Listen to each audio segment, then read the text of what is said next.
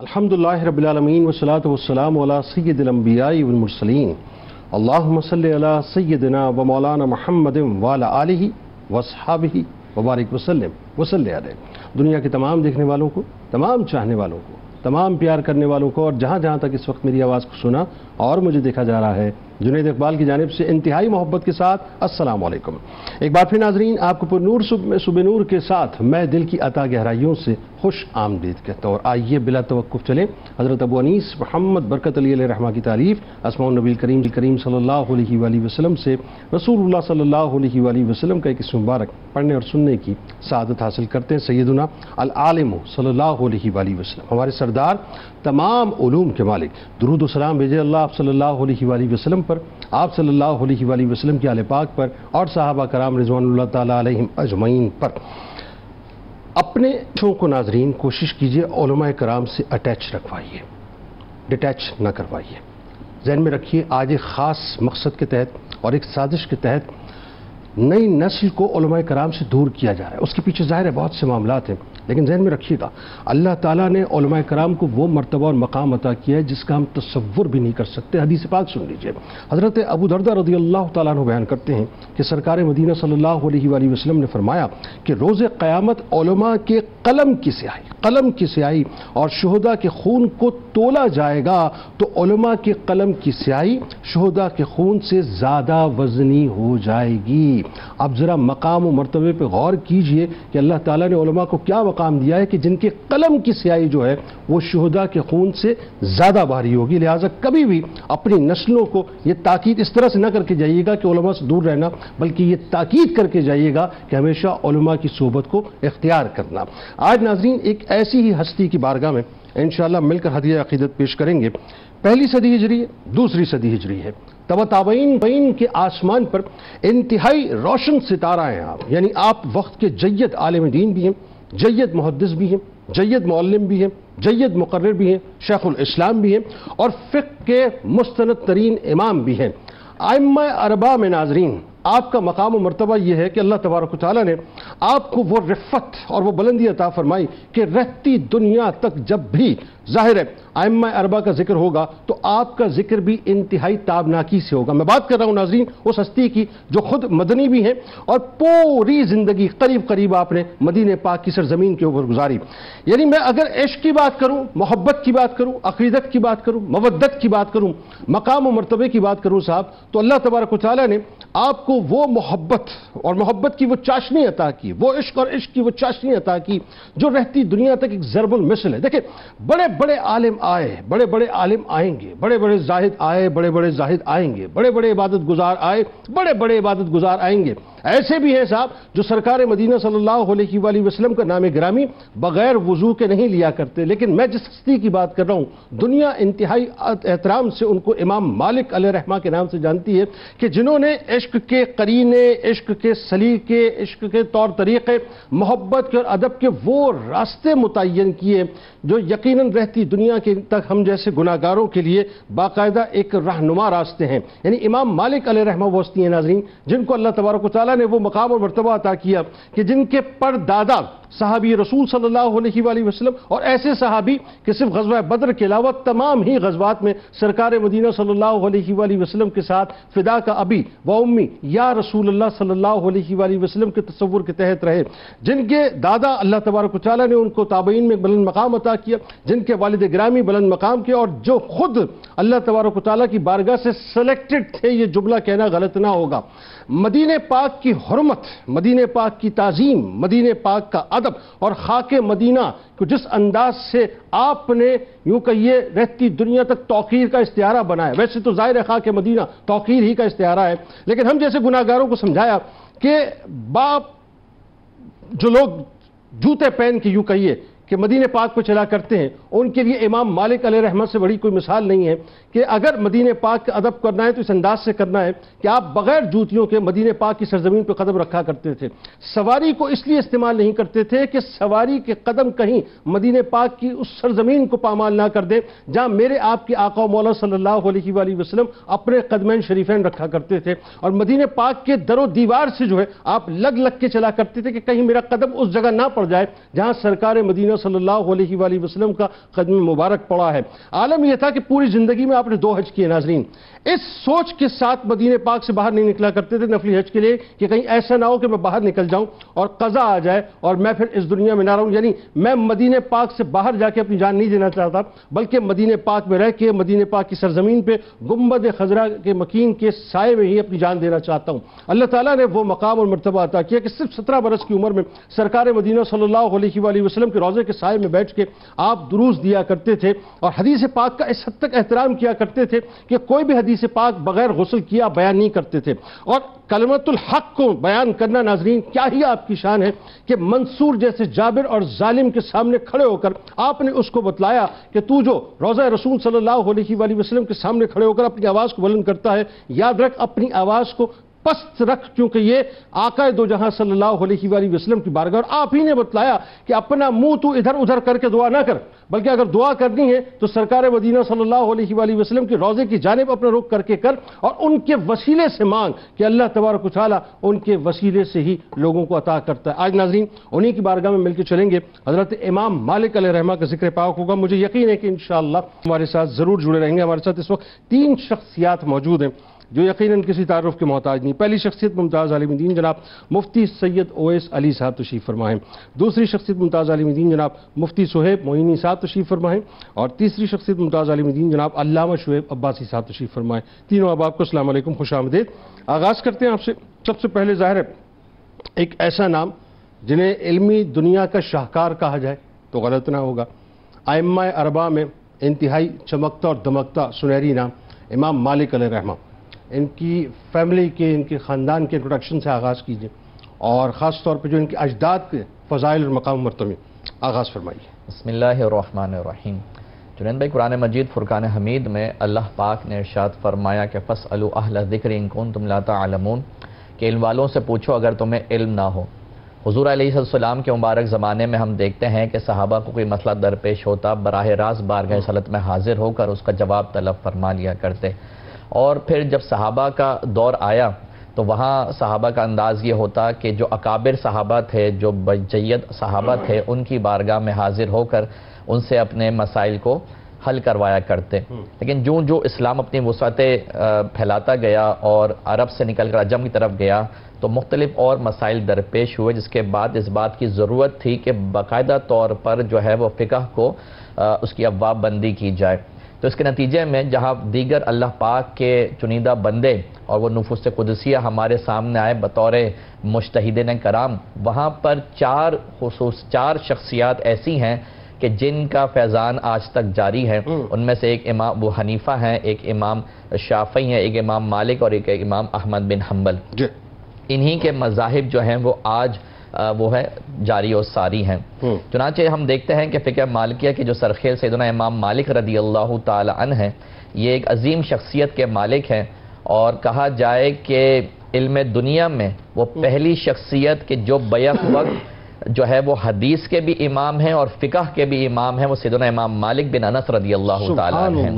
اور امام مالک بن انس رضی اللہ تعالی عنہ کی اگر ہم ان کے نام اور نسب اور ان کی جائے ولادت کے بارے میں گفتگو کریں تو سیدنا امام مالک رضی اللہ تعالی عنہ کی ولادت جو ہے ایک قول کے مطابق جو صحیح ترین قول ہے وہ سن 93 ہجری میں مدینہ پاک میں ہوتی ہے، اور مدینہ پاک سے کچھ میل کے فاصلے پر ایک وادی ہے جسے وادی عقیق کہا جاتا ہے، وہاں جرف نامی علاقہ ہے جو نشیبی علاقہ اور سرسبز علاقہ ہے، اور بعض روایت میں آیا کہ یہ وہ علاقہ ہے جہاں سیدنا عمر فاروق رضی اللہ تعالی عنہ کی زمینیں بھی تھیں۔ تو بہرحال وہاں پر حضرت سیدنا امام مالک رضی اللہ تعالی عنہ کی ولادت ہوتی ہے، اور آپ کا جو لقب ہے، آپ کے 2 القاب کافی مشہور ہیں، ایک امام الائمہ اور ایک امام دار الحجرہ۔ امام الائمہ کا مطلب کیا ہے کہ آپ اپنے وقت کے جتنے بھی بڑے بڑے ائمہ تھے، بڑے بڑے شیوخ تھے، ان سب کے امام تھے، ان سب کے مرجع تھے۔ اسی طرح آپ کو امام دار الحجرہ اس لیے کہا جاتا ہے کہ مدینہ طیبہ میں سب سے زیادہ آپ نے وقت گزارا، اور مدینہ طیبہ جس کا دوسرا نام دار الحجرہ بھی ہے کہ حضور علیہ السلام یہاں پر ہجرت فرما کے تشریف لائے تھے، تو چونکہ آپ وہاں کے مرجع تھے، وہاں کے لوگ صرف آپ کی بارگاہ میں حاضر ہو کر اپنے سوالوں کے جواب حاصل کیا کرتے، تو اس بنیاد پر آپ کو امام دار الحجرہ بھی کہا جاتا ہے۔ اسی طرح اگر ہم آپ کے نسب کے بارے میں گفتگو کریں تو آپ رضی اللہ تعالی عنہ کا جو نسب ہے وہ کچھ اس طرح ہے کہ مالک بن انس بن مالک بن ابو عامر بن عمر بن حارث بن عثمان بن جسیل بن عمر بن زی اصبح اصبحی مدنی، یہ پورا آپ کا نسب پاک ہے۔ اور ان میں آپ کے جو پردادا ہیں ان کی سیرت کے بارے میں ہمیں بڑی ایک شاندار بات ملتی ہے۔ وہ کیا؟ وہ شاندار بات یہ ہے، ایک تو پہلے اگر ہم آپ کا بیک گراؤنڈ دیکھیں تو یمن سے آپ کا ایک علاقہ ہے، آپ کا تعلق ہے یمن سے، آپ جو ہے وہ ہجرت کر کے مدینہ پاک جہاں سے سرکار علیہ السلام کو خوشبو آتی ہے، جہاں سے خوشبو آتی ہے، اس کے لیے دعا بھی فرمائے بارک اللہ فی یمننا فی شامنا فی یمننا۔ تو بہرحال حضرت ابو عامر نافع رضی اللہ تعالیٰ جو حضرت امام مالک کے پردادا ہیں، یہ یمن سے ہجرت کر کے جو ہے وہ مدینہ پاک آئے اور وہاں حضور علیہ السلام کی غلامی میں آئے، یعنی کہ اس مشرف با اسلام ہوئے۔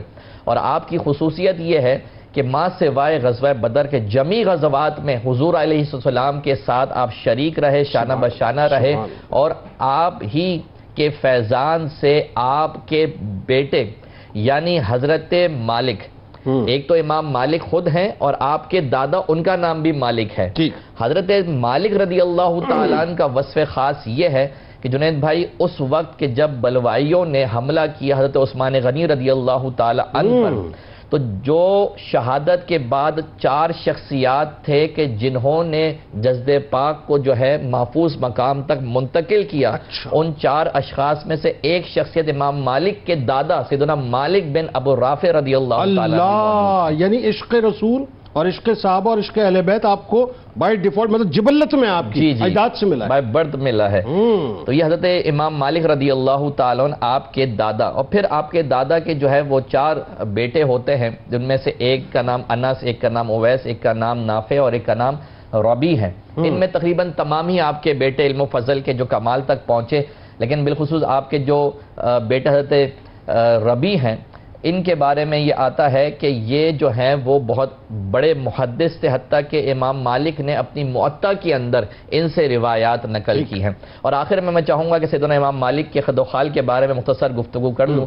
چنانچہ امام مالک رضی اللہ تعالی عنہ 87 سال آپ نے کم بیش عمر پائی، لیکن 87 سال میں آپ کو اللہ پاک کا یہ فضل تھا آپ کے اوپر کہ کبھی آپ نے خضاب استعمال نہیں کیا، اور اسی طرح آپ کا جو لباس ہوتا وہ اس انداز میں ہوتا کہ ہمیشہ سفید لباس پہنتے، معطر اور معمر رہتے، اور امامہ شریف باندھتے تو شملہ جو ہے اپنے دونوں شانوں کے درمیان رکھتے۔ آپ کی جو مونچھ مبارک کے بارے میں آتا ہے کہ طرز سبالہ میں رکھا کرتے، یعنی آپ کے جو مونچھوں کے کنارے ہوتے وہ بڑے ہوتے اور اوپر سے جو ہے وہ لب تک مونچھیں نہیں آ رہی ہوتی، یہ آپ کا ایک انداز ہوتا جو حضرت عمر فاروق رضی اللہ تعالیٰ عنہ کا انداز ہے اگر میں غلط نہیں ہوتا۔ تو بہرحال آپ نے جو انگشتری پہنی ہوئی تھی، جو آپ نے انگوٹھی پہنی ہوئی تھی، اس کی خصوصیت کے بارے میں یہ آتا ہے کہ وہ چاندی کی تھی، اس پہ ایک نق تھا سیاہ رنگ کا، اور اس پہ لکھا ہوا تھا حسبنا اللہ و نعم الوکیل۔ کسی نے سوال کیا کہ یا سیدی یہ آپ نے کیوں لکھایا ہوا ہے، اس پہ کندہ کیوں ہوا ہے؟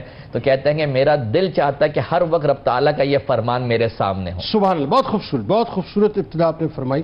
اب ذرا یہ ہستیاں ایسی ہیں، اور خاص طور پہ امام مالک علیہ الرحمہ، کہ میں نے جیسے کہ ایک ورڈ یوز کیا کہ اللہ کی طرف سے اب سلیکشن ہے، سلیکٹڈ لوگ ہیں، اور جو سلیکٹڈ ہوتا ہے پھر اس کی جستجو بھی ایسی ہوتی ہے۔ تو طلب علم کے حوالے سے آپ کی زندگی میں بڑی جستجو نظر آتی ہے، اور پھر اگین وہی بات، ایسی ہستیوں میں نے خاص طور پہ دیکھا ہے کہ والدین کا بڑا کردار ہوتا ہے، آپ کی ہستی میں والدہ کا بڑا کردار ہے اس کی کنسٹرکشن میں، اور پھر اگین وہی بات، اساتذہ بھی آئیڈیل ملے اور پھر شاگرد بھی ایسے ملے آپ کو، بتائیے ذرا۔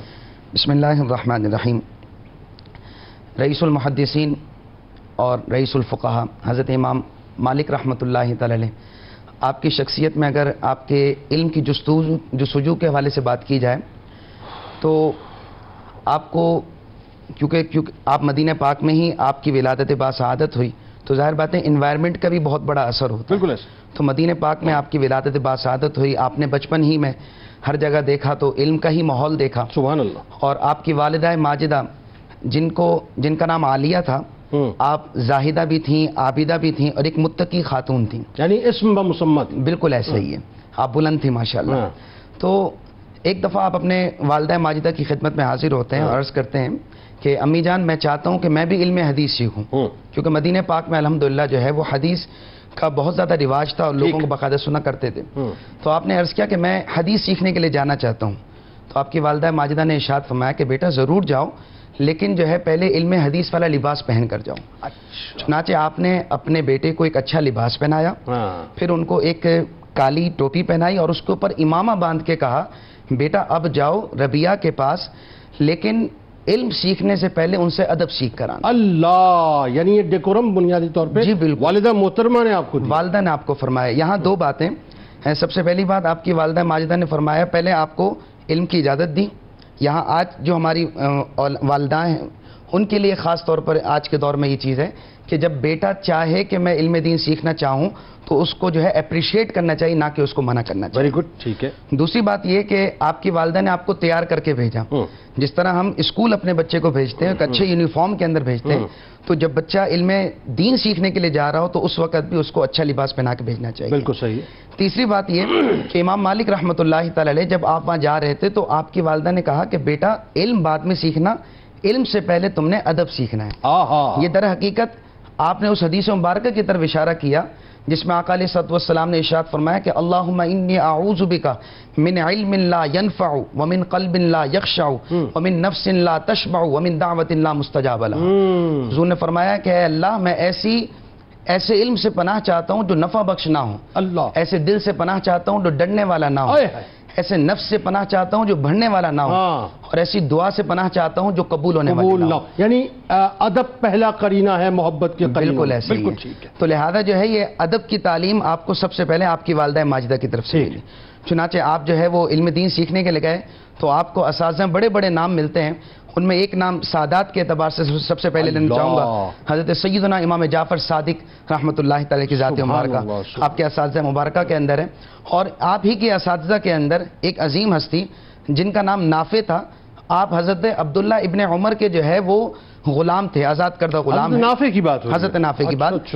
اور آپ 12 سال یعنی حضرت امام مالک 12 سال ان کے پاس پڑھتے رہے. اللہ اکبر. اور 12 سال پڑھنے کا عالم یہ تھا کہ صبح کے ٹائم پڑھنے جاتے تھے اور شام کو واپس آیا کرتے. سبحان اللہ. اور حضرت نافع کے اگر میں شان آپ کو بیان کروں تو حضرت نافع وہ ہیں جنہوں نے 30 سال حضرت عبداللہ ابن عمر کی خدمت کی. اللہ, کیونکہ خدمت سے بہت کچھ ملتا ہے. اللہ. اسی طرح آپ کے ایک استاد تھے جن کا نام تھا حضرت صفوان.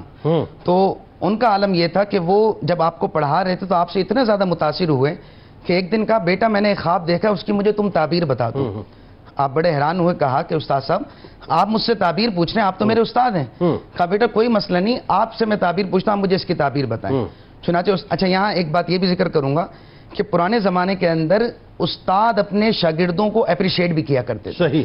لہذا حضرت صفوان نے فرمایا کہ میں نے خواب یہ دیکھا ہے کہ خواب کے اندر میں آئینہ دیکھ رہا ہوں, تو اس کی کیا تعبیر ہے.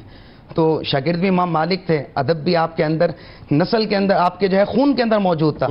آپ نے کہا استاد صاحب بات یہ ہے کہ اس کی تعبیر یہ ہے کہ آپ علم حدیث جو ہے لوگوں کو بیان کر رہے ہیں, تو در حقیقت یہ تعبیر ہے کہ آقا علیہ الصلوۃ والسلام کے علم کی آپ کیونکہ اشاعت کر رہے ہیں تو اللہ تعالیٰ آپ کو بڑا مقام مرتبہ عطا کرے گا. سبحان اللہ. امام مالک رحمۃ اللہ تعالی علیہ نے جب یہ جملے کہے تو آپ کے استاد بڑے خوش ہوئے اور فرمایا کہ بیٹا آج بھی مالک ہو, لیکن جب تم مالک بن جاؤ تو یاد رکھنا اتق اللہ, اللہ سے ڈرتے رہنا. آج بھی مالک ہو, جب مالک بن جاؤ. واہ کیا اچھا. ورنہ تم اللہ سے ڈرتے رہنا ورنہ تم ہلاک ہو جاؤ گے.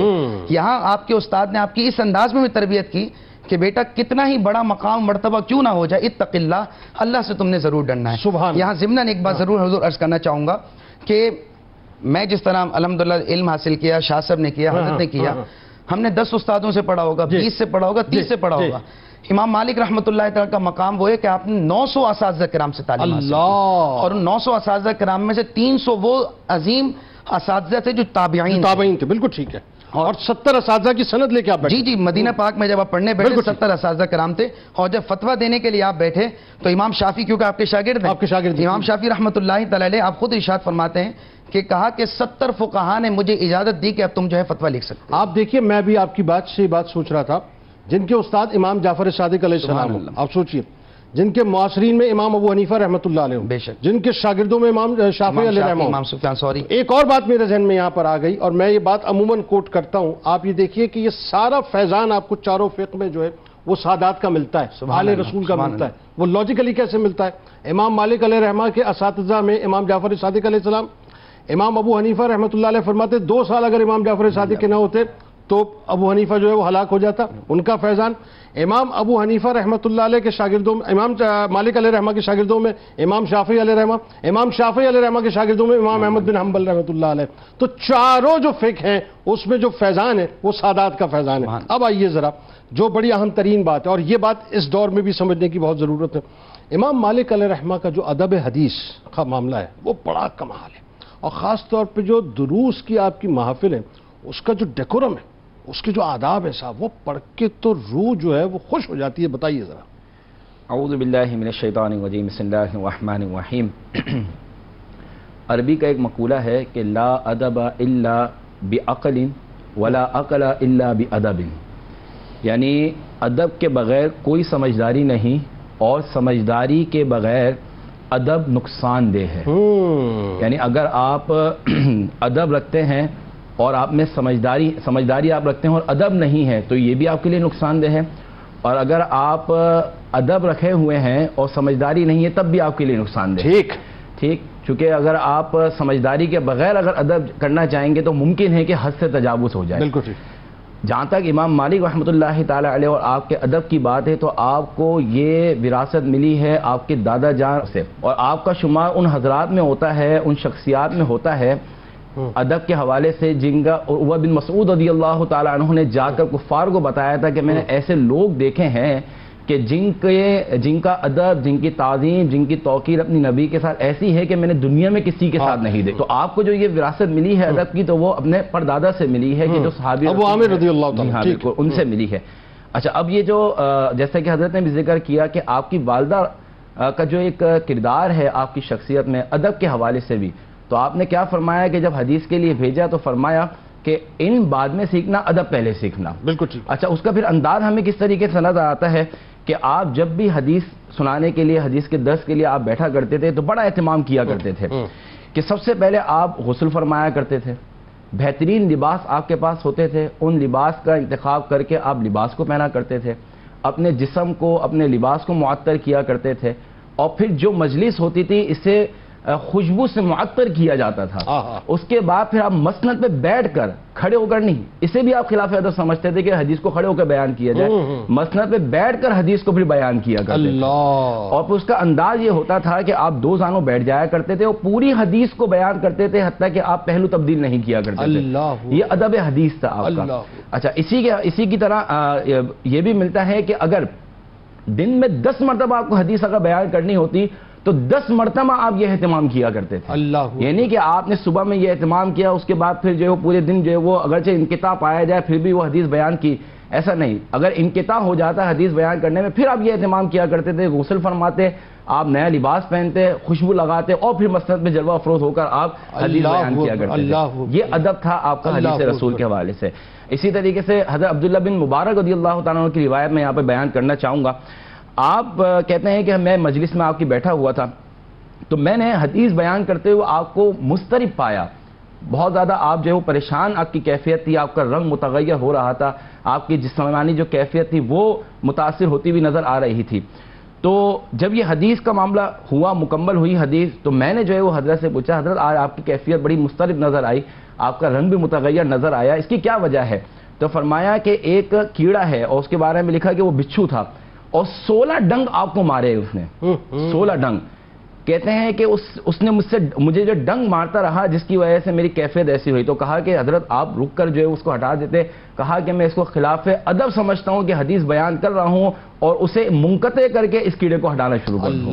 تو یہ ادب کا مقام تھا امام مالک رضی اللہ تعالی عنہ کا۔ اچھا، اس سے پھر ہمیں یہ بھی پتہ چلتا ہے کہ ہماری جو آج کی محافل ہے خاص طور پر اس کے اندر قرآن بیان ہو رہا ہوتا ہے، حدیث بیان ہو رہی ہوتی ہے اور اللہ اس کے رسول کی باتیں کی جا رہی ہوتی ہیں، کوئی بھی شخص آیا سب کے سب کھڑے ہو گئے، اس کے بعد جو ہے وہ نعرے لگنا شروع ہو جاتے ہیں، جبکہ قرآن پڑھا جا رہا ہے، جبکہ حدیث پڑھی جا رہی ہے، علماء کرام حدیث پر بیان کر رہے ہیں، لیکن اسے چھوڑ کر جو ہے وہ کیا کیا جا رہا ہے کہ لوگوں کے لیے کھڑا ہوا جا رہا ہے، نعرے لگائے جا رہے ہیں۔ امام مالک رضی اللہ تعالیٰ عنہ سے سیکھنا چاہیے کہ حدیث کا، قرآن کا اور علم دین کا ادب کیا ہے، اس سے ہمیں جو ہے وہ یہ حاصل کرنا چاہیے۔ بلکہ آپ نے ہارون رشید کو ٹوک بھی دیا تھا نا؟ جی ہاں بالکل، امین و مامون کے لیے جو مطلب کہا تھا کہ ہاں جی ہاں، اسی کی طرف میں آتا ہوں۔ ایک اور بس واقعہ کہ ایک ساتھی نے ایک مرتبہ آپ کو راستے میں کسی حدیث کے حوالے سے معلوم کر لیا، تو آپ نے حکم دیا کہ اس کو 20 چھڑیاں لگائی جائیں، اور سزا کے طور پر 20 چھڑیاں اسے لگائی گئیں، اور لگانے کے بعد اس کو بٹھایا اور جتنی چھڑیاں لگائی تھیں اتنی حدیثیں بھی سنائیں. اور وہ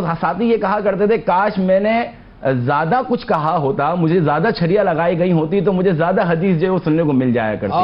اور ہارون رشید جب یہ حج کے لیے آئے تو امام مالک کو انہوں نے کہا کہ آپ جو وہ آئیں اور آ کر جو ہے وہ حدیث بیان کریں، موطا لے کر آئیں اپنی موطا.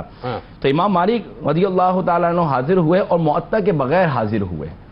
تو انہوں نے کہا کہ آپ کو میں نے کہا تھا کہ موطا لے کر آنا ہے، تو کہا کہ تم ہو پیاسے اور میں ہوں کنواں، ٹھیک، اور جو علم دین جو چلا ہے، جو دین چلا ہے وہ تمہارے گھر سے چلا ہے، اب تمہاری مرضی ہے کہ تم اسے عزت دو یا تم اسے ذلیل کر دو. تو بڑے سمجھدار تھے، سمجھ گئے کیا کہنا چاہ رہے ہیں. تو بہرحال پھر ارادہ کیا کہ آپ کی مجلس میں جا کر جو ہے وہ علم دین حاصل کیا جائے گا. تو یہ دونوں اپنے بیٹوں کو لے کر جو ہے وہ گئے امام مالک رضی اللہ تعالی عنہ کے مجلس میں. جب وہاں گئے تو وہاں بہت زیادہ بھیڑ موجود تھی. ٹھیک، تو جا کے کہنے لگا کہ یہ بھیڑ کو ہٹاؤ یہاں سے، اس کو ختم کرو یہاں سے. تو امام مالک رضی اللہ تعالیٰ عنہ نے کہا کہ افادہ خاص کے لیے افادہ عام کو باطل نہیں کیا جا سکتا. بالکل ٹھیک، یعنی اتنے سارے لوگ موجود ہیں جو دین سیکھنے کے لیے موجود ہیں، تمہارے ان دو بیٹوں کے لیے میں ان سب کو ہٹا دوں؟ بالکل ٹھیک. تو یہ سمجھ گیا اور اس نے خاموش ہو کر وہاں پہ بیٹھ گیا. اچھا، اس نے ایک اور معاملہ کیا، وہ یہ کہ یہ مسند پہ بیٹھ گیا. ٹھیک، امام مالک رضی اللہ تعالی عنہ حدیث بیان کریں، حدیث کا ادب اتنا کریں، اور یہ اوپر بیٹھ گیا. تو کہا کہ اے ہارون رشید تواضع اختیار کرو، انکساری اختیار کرو. پھر یہ مسند سے اتر کے پھر نیچے آیا. پھر مزید ایک اور اس نے یہ معاملہ کیا، کہا کہ آپ حدیث سنائیں. جبکہ امام مالک کا معاملہ یہ تھا کہ آپ کے دربار میں حدیث جو وہ شاگرد سنایا کرتے تھے، تو اس نے کہا کہ آپ حدیث سنائیں. کہا کہ نہیں، یہ بھی خلاف عادت ہے، حدیث جو سنائے گا میرے شاگرد سنائے گا. اور آپ کے شاگرد نے حدیث سنائی اور پھر اس نے بیٹھ کے وہاں پہ حدیث سنی. یعنی یوں سمجھ لیجئے کہ ایک خلیفہ کے ہونے کے باوجود بھی حدیث کو اور علم کو آپ نے جو وہ فوقیت دی، یہ ہمیں سیکھنا چاہیے. بالکل ٹھیک، بالکل ٹھیک ہے. اور بات یہ ناظرین، یہ ظاہر یہ تاریخ کے وہ کردار ہیں جو میں نے ابھی بات کی. جو اہل بیت کا نہیں ہے نا وہ ہمارا نہیں ہے. جس نے اہل بیت کا احترام نہیں کیا وہ ہمارا نہیں ہے. جس نے اہل بیت کے اوپر ظلم و ستم کیا ہے وہ ہمارا نہیں ہے. ہم پھر اس کی توقیر کبھی نہیں کر سکتے. درود پاک سرکار کی بارگاہ میں، ان کی آل کی بارگاہ میں پیش کیجئے. لوٹ کے انشاءاللہ آپ کو بتائیں گے امام مالک علیہ الرحمہ نے جو ادب مدینہ پاک ڈیفائن کیا ہے صاحب، اف اللہ اکبر، اس پہ گفتگو ہوگی. درود پاک پیش کیجئے.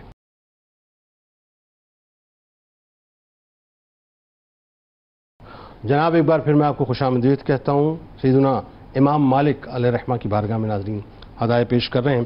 اور اب بات کرتے ہیں، لوگ مدینہ پاک جاتے ہیں، مدینہ پاک سے آ جاتے ہیں، لیکن کچھ ایسے ہوتے ہیں جو یہیں سے ہی تصور میں خاک مدینہ کو آنکھوں کا سرما بنا کے جاتے ہیں اور پھر وہاں جا کے واقعتاً آنکھوں کا سرما بناتے ہیں. یہ امام مالک علیہ الرحمہ کی تعلیم ہے. کیا تعلیم ہے، اس پہ گفتگو کرتے ہیں. اور ذرا ساتھ ساتھ یہ بھی بتائیے کہ سرور دو جہاں صلی اللہ علیہ وآلہ وسلم نے ایک خواب میں ایک اشارہ بھی آپ کو فرمایا تھا، گفتگو کیجیے اس پر. بسم اللہ الرحمن الرحیم. جنید بھائی محبتوں کی بستی کی بات کرنے لگے ہیں، شہر محبت کی بات کرنے لگے ہیں. یعنی مدینہ پاک یہ وہ بستی ہے کہ جہاں پر مختلف لوگ آ کے اپنی عقیدتوں کا اظہار کرتے رہے ہیں اور کرتے رہیں گے انشاءاللہ. لیکن جس طرح عقیدتوں کا اظہار جناب سیدنا امام مالک رضی اللہ تعالی عنہ نے کر کے دکھایا ہے، اس کی مثال ہمیں نہیں ملتی ہے. گویا کہ جیسا کہ آپ نے بھی اپنے سرنامہ کلام میں ذکر کیا کہ ضرب المثل بن گئے ہیں یہ. تو سیدنا امام مالک رضی اللہ تعالی عنہ کس قدر مدینہ پاک کا اور بارگاہ رسالت کا ادب و احترام کیا کرتے کہ اس کے ہم تاریخ میں چند نمونے دیکھتے ہیں تو ہمیں معلوم یہ ہوتا ہے کہ ایک دفعہ خلیفہ ابو منصور جعفر سے آپ کا مکالمہ ہو گیا تو اس وقت اس کی آواز بلند ہو گئی. تو اگرچہ خلیفہ ہے لیکن امام مالک نے اس کو خاموش کروایا کہ خاموش ہو جاؤ اور یہ جان لو کہ تم کس بارگاہ میں موجود ہو. تم اس بارگاہ میں موجود ہو، اس کے پروٹوکول اللہ تبارک و تعالی نے بیان فرمائے لا ترفعوا اصواتکم فوق صوت یا ایھا الذین آمنوا لا ترفعوا اصواتکم فوق صوت النبی. اے وہ لوگ جو ایمان لائے ہو اپنی آوازوں کو نبی کی آواز سے بلند ہرگز نہ کرو. اور اسی طرح وہ لوگ کہ جو حضور کی بارگاہ میں اپنی آواز پست رکھتے ان کی تعریف مدح بیان فرمائی، اور وہ لوگ جو حضور کی بارگاہ میں آواز بلند کرتے ان کی مذمت اللہ پاک نے قرآن میں بیان فرمائی ہے. جب یہ چیزیں امام مالک نے اس کو بیان کی تو وہ خاموش ہو گیا اور پھر اس نے امام مالک کے سامنے یہ بات عرض کی کہ مجھے ذرا یہ تو بتائیے کہ میں جو دعا مانگوں وہ قبلے کی طرف رخ کر کے دعا مانگوں یا حضرت امام رسول اللہ صلی اللہ علیہ وسلم کے سامنے رخ کر کے دعا مانگوں؟ تو اس وقت حضرت امام مالک رضی اللہ تعالی عنہ نے یہ بات ارشاد فرمائی کہ تم یہ کیوں بھول گئے کہ جس طرح حضور علیہ السلام کی تعظیم آپ کی ظاہری حیات میں تھی، بے عینی ویسی تعظیم و توقیر ابھی بھی کی جائے گی۔ تم رسول اللہ سے منہ کیوں پھیرتے ہو؟ آج ہمارے ہاں یہ بات ہوتی ہے نا کہ وسیلے سے نہ مانگو، وسیلے سے نہ مانگو، نہیں اس طرف قبلہ رخ کر کے مانگو، سنہری جالیوں کی طرف جو ہاتھ نہیں کرنا، ہاتھ نہیں پھیلانا۔ تو امام مالک نے جواب دیا کہ تم اپنا تعلق حضور سے کیوں جوڑتے ہو کہ یہ تم اور تمہارے والد سیدنا آدم علیہ السلام کے لیے وسیلہ ہے اللہ پاک کی بارگاہ میں۔ اور یہ بھی آپ نے بتلا دیا کہ دعا کا قبلہ تو آسمان ہے، لیکن رخ مصطفیٰ کا تصدق جو ہے وہی دعا کی قبولیت بنے گا، دعا کی قبولیت بنے گا۔ اس لیے فرمایا کہ حضور کی بارگاہ میں شفاعت طلب کرو، اللہ پاک تمہاری شفاعت کو، اللہ پاک حضور کی شفاعت کو قبول فرمائے گا تمہارے حق میں۔ اسی طرح امام مالک رضی اللہ تعالی عنہ جو ہے مدینہ پاک کا اس قدر ادب و احترام فرمایا کرتے کہ آپ کی سیرت میں یہ بات بالکل نمایاں طور پہ جو ہے وہ درج ہے کہ جب آپ مدینہ پاک کی گلیوں میں سوار ہوتے جاتے، یعنی اس میں چلتے، تو آپ برہنہ پا ہوتے، یعنی آپ جوتیاں نہیں پہنتے، جوتے اتار کے نالے اتار کے آپ وہاں پہ سفر، اور انداز کیا ہوتا؟ درمیانے سڑک سے، درمیانی گلی سے نہیں جاتے بلکہ دیواروں سے لگ لگ کر جاتے۔ جو کہنے والے نے یہ سوال کیا کہ یا سیدی اس طرح کا انداز کیوں اپنایا گیا، تو وہاں پر حضرت امام مالک فرماتے ہیں کہ میں اس طرح اس لیے چل رہا ہوں کہ کہیں میرے پیر اس مبارک جگہ پہ نہ آ جائیں جہاں پہ حضور علیہ السلام کے نالین مبارک رکھے ہوں۔ گویا کہ زبان حال سے یہ ارشاد فرما رہے ہیں بریلی کے تاجدار امام اہل سنت کی زبان میں، کیا کہ ہاں راہ مدینہ ہے، غافل ذرا تو جاگ، اے پاؤں رکھنے والے یہ جا چشم و سر کی ہے، اللہ اکبر، یہ قدم اور یہ خاک پاک حسرت ملائکہ کو جہاں وضع سر کی ہے، یعنی یہ وہ مقام ہے جہاں پر ملائکہ بھی بڑے ادب و احترام سے آتے ہیں۔ یعنی 1350 برس بعد ان کے، کیوں ظاہر پہلی صدی ہجری، اگر کوئی آج یہ سوال کرے کہ جی برہنہ پاک کیوں جائیں اور کیسے کیوں جا رہے ہیں، تو ان کو جواب امام مالک علیہ الرحمہ نے پہلے دے دیا، بہت پہلے دے دیا ہے کہ کس طرح ادب و احترام کرنا ہے۔ اور دوسری بات جنید بھائی، جو آپ نے خواب کی طرف اشارہ کیا اور خواب کے بارے میں پوچھا کہ وہ کیا خواب تھا، تو اس خواب کو ذکر کرنے سے پہلے میں ذرا چاہوں گا ایک بات ذکر کروں جو حلیۃ الاولیاء کے اندر جو ہے وہ مکتوب ہے۔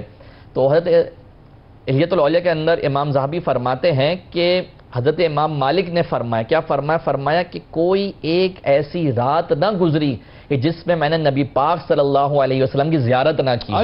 گویا کہ زبان حال سے کہہ رہے ہیں میں سو جاؤں یا مصطفیٰ کہتے کہتے، کھلے آنکھ صلی علیہ کہتے کہتے۔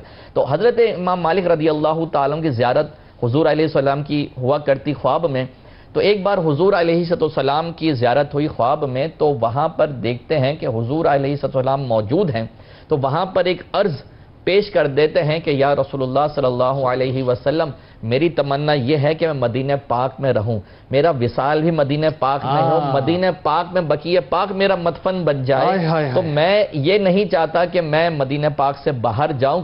ہاں حج کی خواہش بھی ہے، فرض تو حج کر چکا ہوں لیکن نفلی حج کی خواہش کا تقاضا ہے، چاہت ہے، تو مجھے یہ ارشاد فرما دیجئے کہ میری عمر کے کتنے ایام باقی ہیں، کتنے سال باقی ہیں۔ حضور علیہ السلام نے اپنے اشارے سے، ان 5 انگلیوں کے اشارے سے یوں ارشاد فرمایا۔ اچھا، اب امام مالک جب بیدار ہوتے ہیں تو حضور کا اشارہ تو یاد ہے کہ 5 انگلیوں کے ذریعے حضور نے اشارہ فرمایا تھا، لیکن اس میں کنفیوژن ہے کہ یہ 5 انگلیوں سے 5 دن مراد ہیں، 5 ہفتے مراد ہیں، 5 ماہ یا 5 سال مراد ہیں، یہ آپ کو اندازہ نہیں ہو رہا تھا۔ تو اس کے تعبیر کے لیے آپ نے اس وقت کے امام المعبرین جناب سیدنا ابن سیرین جو ہے ان سے رابطہ کیا اپنے ایک واسطے کے ذریعے، اور جا کے ان کو یہ کہا کہ تم نے بتانا نہیں ہے کہ یہ خواب جو ہے وہ کس کا ہے۔ اچھا، بہرحال وہاں پہ جب وہ صاحب پہنچتے ہیں اور یہ واقعہ پورا خواب ذکر کر دیتے ہیں، تو امام ابن سیرین سب سے پہلے یہ سوال کرتے ہیں بتاؤ یہ خواب دیکھا کس نے؟ وہ بھی تو امام سیرین ہیں، امام سیرین ہیں، یہ کوئی عام بندہ نہیں دیکھ سکتا، یہ بہت بڑا کوئی عالم ہے وہ دیکھ سکتا ہے۔ کیا امام مالک نے یہ خواب دیکھا ہے؟ کہتے ہیں مجھے اس بات کی اجازت نہیں کہ میں نام ڈسکلوز کروں، تو کہتے ہیں جاؤ اجازت لے کے آؤ، پھر اجازت لے کے آتے ہیں تو امام مالک اجازت دے دیتے ہیں، تو فرماتے ہیں امام سیرین کی دراصل بات یہ ہے کہ نہ اس 5 انگلیوں کے اشارے سے 5 دن 5 سال کوئی مراد نہیں، بلکہ اس سے مراد جو ہے وہ 5 چیزیں ہیں جس کا علم اللہ پاک کا ذاتی علم ہے، جس کا ذکر قرآن مجید میں بھی کیا گیا، جس میں عمر کا بھی ذکر ہے کہ کوئی ذات کہاں انتقال کرے گی. تو یہ علمی ایک تعبیر تھی جس کو خواب میں زیارت ہوئے کسی عالم ہی کو ہوا کر سکتا. سبحان اللہ، بہت خوبصورت گفتگو آپ نے فرمائی، اور اللہ کرے کہ ہمیں ادب مدینہ پاک سمجھ آ جائے. سیلفی بنانے والے اور روضہ رسول اور جالیوں کو پیچ کرنے والے سمجھیں صاحب کہ یہ معاملہ کیا ہے.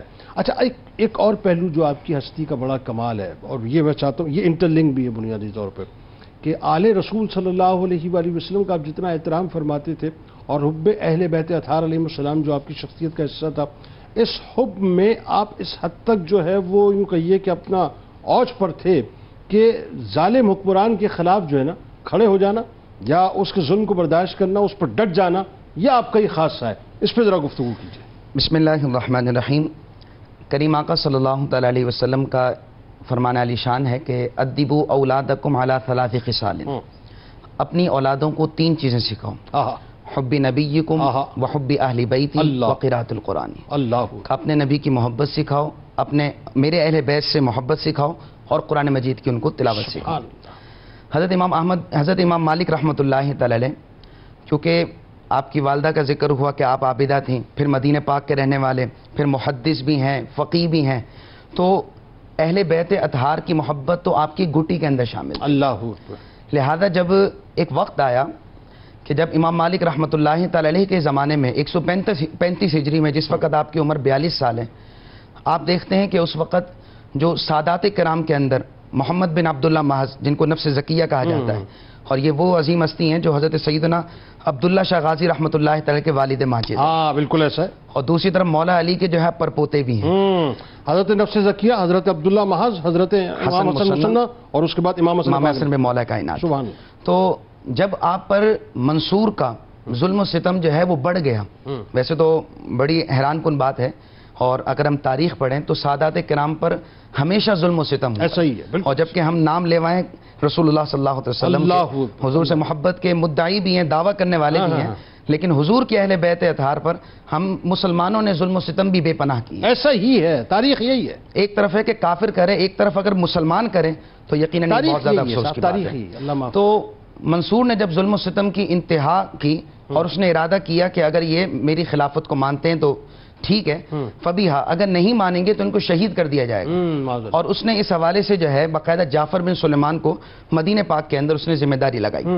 اب حضرت محمد بن عبداللہ، آپ اور آپ کے ایک بھائی تھے ابراہیم، آپ دونوں اس وقت مدینہ پاک میں موجود نہیں تھے، ٹھیک ہے، لیکن اس وقت جو ہے بڑے بڑے لوگ جو ہے خاموش ہو گئے اور منصور کے سامنے انہوں نے کچھ نہ کہا. بالکل ٹھیک. لیکن حضرت امام مالک رحمۃ اللہ تعالی وہ عظیم ہستی تھے کہ آپ نے کہا کہ آج سادات کرام پر ظلم و ستم ہو رہا ہے اور امام مالک خاموش رہے، کہ امام مالک سے ایسا نہیں ہوتا. لہذا آپ نے اسی وقت یہ علل اعلان کہا کہ اس وقت جو ہے جو محمد بن عبداللہ کا موقف ہے، یعنی ان کی جو خلافت ان کا حق ہے اور میں ان کے ساتھ کھڑا ہوا. اللہ. اور یہ 138 ہجری کا واقعہ ہے. جی 135 سے 138. بالکل ٹھیک ہے، بالکل. تو اب اس کے اندر جو ہے جیسے ہی یہ اعلان ہوا تو اس اعلان کے بعد جعفر بن سلیمان نے آپ کو بلایا، اور آپ کو بلانے کے بعد جو ہے 70 کوڑے آپ کو مارے گئے. اللہ. اور وہ 70 کوڑے اس انداز میں مارے گئے کہ آپ کے پیٹھ مبارک لہو لہان ہو گئی اور آپ کے جو دونوں بازو تھے وہ نکل گئے تھے. آپ سنیں، وقت کے محدث ہیں اور پورا مدینہ آپ کو جانتا ہے، پورا مدینہ آپ کا ادب بھی کرتا ہے، احترام بھی کرتا ہے، لیکن اس وقت آپ پر ظلم و ستم کیا گیا. یہاں بات مکمل نہیں ہوتی. حضرت امام مالک رحمۃ اللہ تعالی کو اونٹ پر سوار کیا جاتا ہے اور پورے مدینہ پاک میں گھمایا جاتا ہے. اللہ اکبر. اور ایک عالم تو یہ ہو کہ آپ مدینہ پاک گزر رہے ہوں اور آپ افسوس میں کہ دیکھو میرے ساتھ کیا کیا جا رہا ہے، لیکن آپ خوش تھے کہ الحمدللہ اہل بیت اطہار کی محبت میں میرے ساتھ ایسا کیا جا رہا ہے. لہذا جو ہے اہل بیت اطہار کی محبت جب انسان کے کسی کے دل میں آ جائے، اور میں یہ کہوں گا کوئی بندہ صحیح عالم دین اس وقت تک ہو ہی نہیں سکتا جب تک اس کے دل میں اہل بیت اطہار کی محبت ہو ہی نہیں سکتا. اسی لیے بات یہ کہ باب مدینہ العلم کا دروازہ ہی بند ہو جائے گا تو کیا رہ جائے گا. اللہ اکبر و کبیرہ. اس لیے تو اگر قریب زمانے کی بات کی جائے تو مجدد العصر اعلی حضرت امام احمد رضا خان فاضل بریلوی رحمۃ اللہ تعالی علیہ، آپ عالم دین بھی تھے، لیکن آپ کیا ارشاد فرماتے ہیں، تیری نسل پاک میں ہے بچہ بچہ نور کا، تو ہے عین نور تیرا سب گھرانہ نور کا.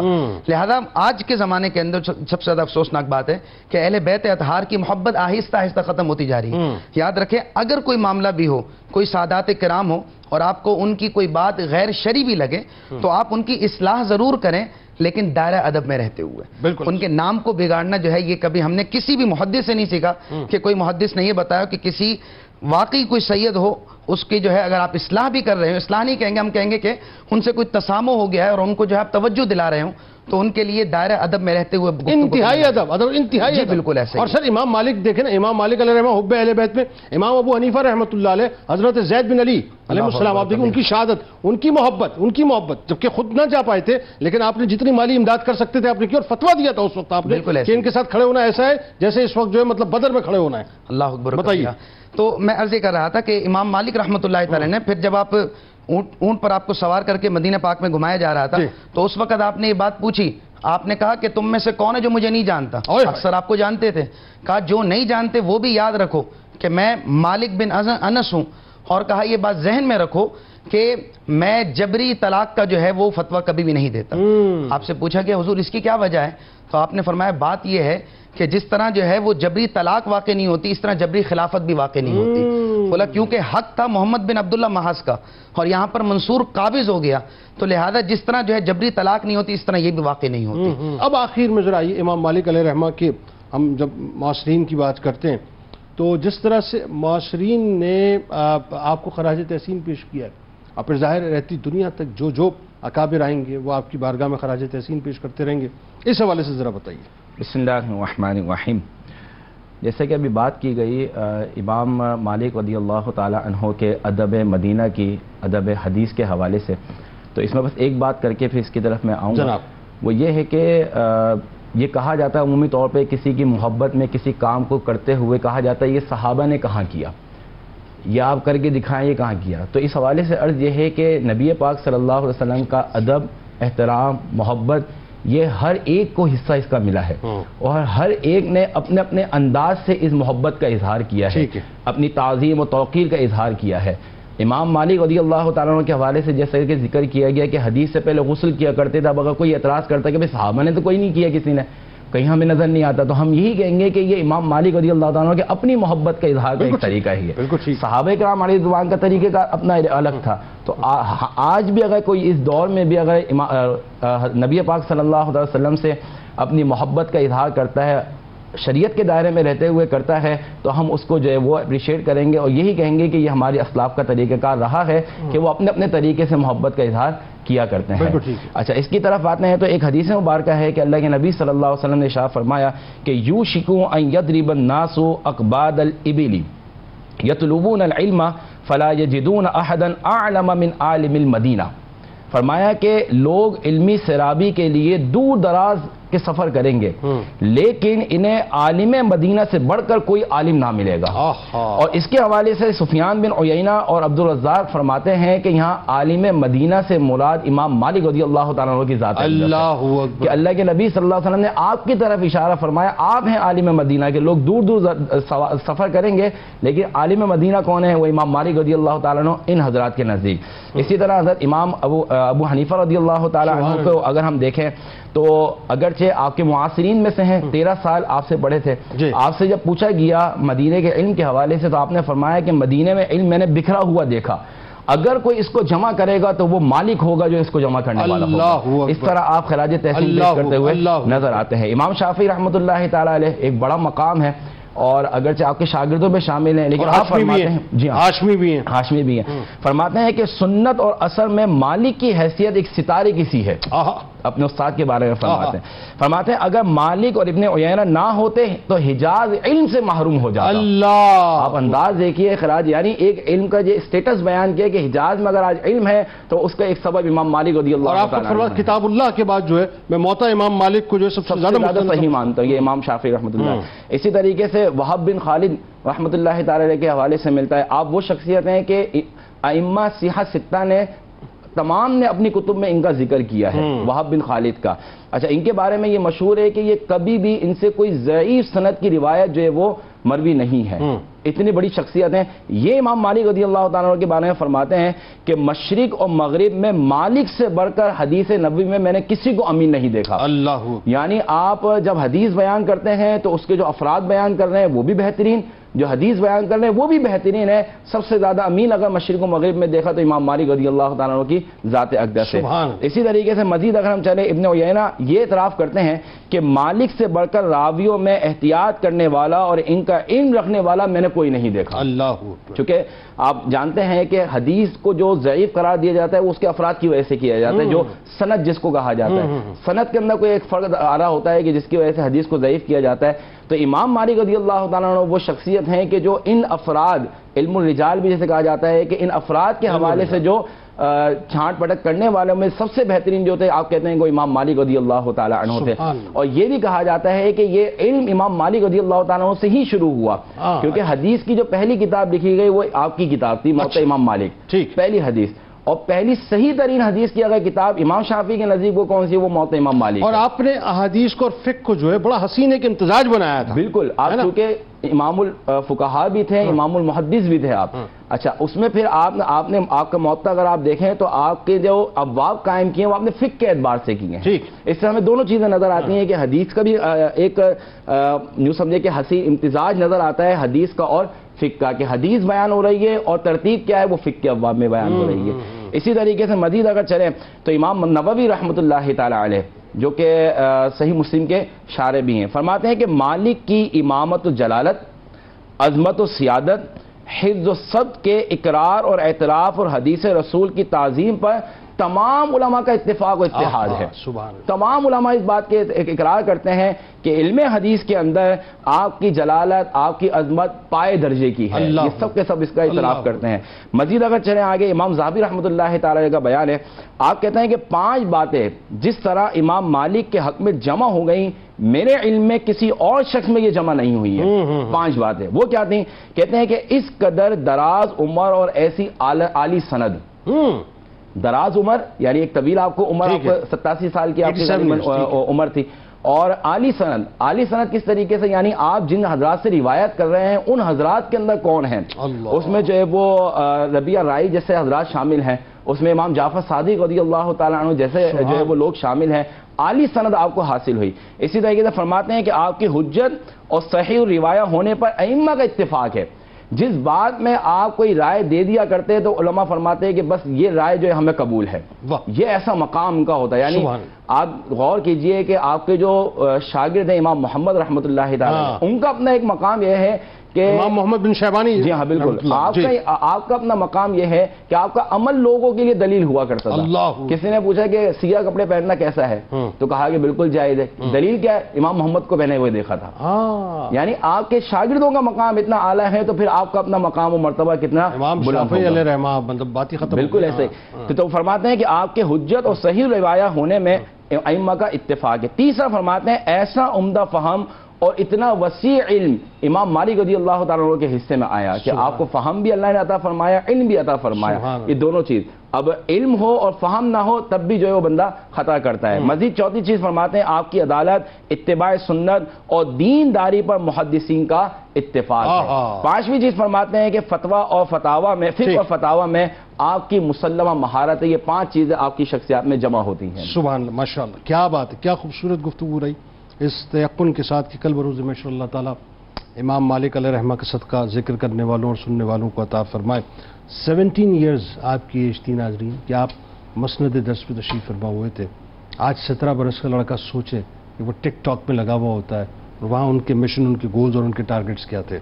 کتاب الشفا, حصول علم کا وظیفہ. جو شخص رات کو سوتے وقت اپنا دایاں ہاتھ سینے پر رکھ کے اللہ تعالیٰ کے اسم مبارک الباعث 100 مرتبہ پڑھے گا تو اللہ تعالیٰ کے حکم سے اس کا قلب علم و حکمت سے منور ہو جائے گا. حضرت امام مالک علیہ رحمہ کا قول مبارک ہے کہ جو شخص اپنی تعریف کرتا ہے, بہت سے لوگوں کو ہوتا ہے نا خود پرستی میں مبتلا ہوتے ہیں, فرماتے ہیں کہ جو شخص اپنی تعریف کرتا ہے تو اس کا وقار ختم ہو جاتا ہے, گویا کہ وہ خود اپنی عزت نفس کو مجروح کرتا ہے. روزنامہ 92 نیوز میں آج مضمون ضرور امام مالک علیہ رحمہ کے حوالے سے. ایکس پہ ہمیں فالو کر لیجیے, فیس بک پیج کو لائک کر کے, یوٹیوب چینل کو سبسکرائب کر کے بیل آئیکن کو ضرور کلک کر لیجیے. آئیے ذرا اپنی روح سے تجدید عہد وفا لا یؤمن احدکم حتی اکون احب الیہ من والدہ وولدہ والناس اجمعین. اللہ تعالیٰ آپ کا, ہمارا, ہم سب کا, پاکستان کا, امت مسلمہ کا اور خاص طور پہ غزہ کے رہنے والوں کا حامی و ناصر ہو. آمین. پاکستان کا مطلب کیا؟ لا الہ الا اللہ محمد رسول اللہ صلی اللہ علیہ وسلم.